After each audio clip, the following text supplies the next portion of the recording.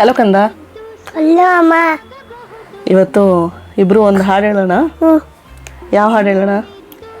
ಕೇಳಿದ್ದು ಲಾಗಬಹುದು. ಓಕೆನಾ? Ready ready ready study ಗೋ.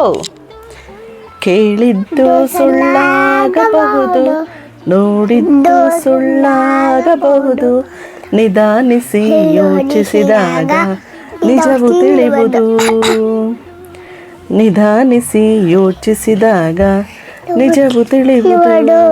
ದೂರದ ಒಂದು ಕಾರಿತ್ತು, ಕಾಡಲೆ ಒಂದು ಮನೆಯಿತ್ತು, ಮುಂಗುಸಿಯೊಂದು ಅಲ್ಲಿತ್ತು, ಮನೆಯಲ್ಲ ಕಾವಲ ಕಾಯ್ತಿತ್ತು.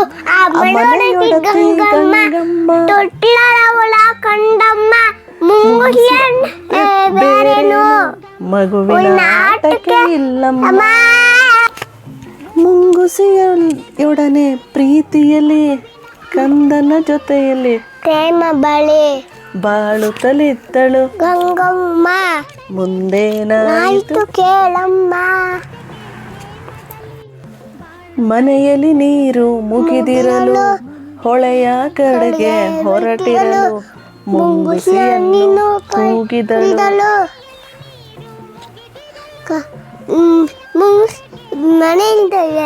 ಮನೆಯಲ್ಲಿ ಬೇರೆ ಯಾರಿಲ್ಲ, ಮಗುವಿನ ಜೊತೆಗೆ ಯಾರಿಲ್ಲ, ತೊಟ್ಟಿಲ ಬಳಿಯೇ ಕಾವಲಿರು, ಹೊರಗಡೆ ಎಲ್ಲೂ.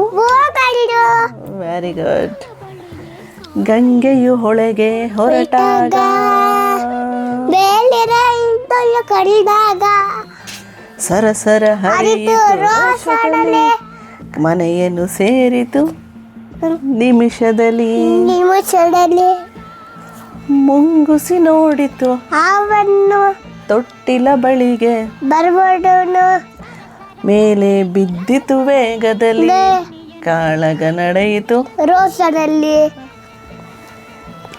ಸೋತಿತು ಹಾವು ಜಗಳದಲ್ಲಿ, ಮುಂಗುಸಿ ಗೆಲುವಿನ ಅರುಷದಲ್ಲಿ.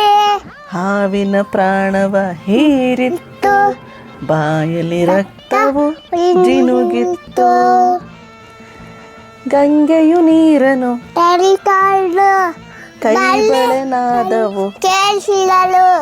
ಮುಂಗುಸಿ ಬಾಗಿಲ ಅಡಿಬಲ್ಲಡು, ಬಾಯಲ್ಲಿ ರಕ್ತದ ಕಲೆ ಇರಲು. ಬೆಚ್ಚುತ ಗಂಗೆಯು ನೋಡಿದಳು, ಮಗುವನು ಕೊಂದಿದಳು ಎಂದು.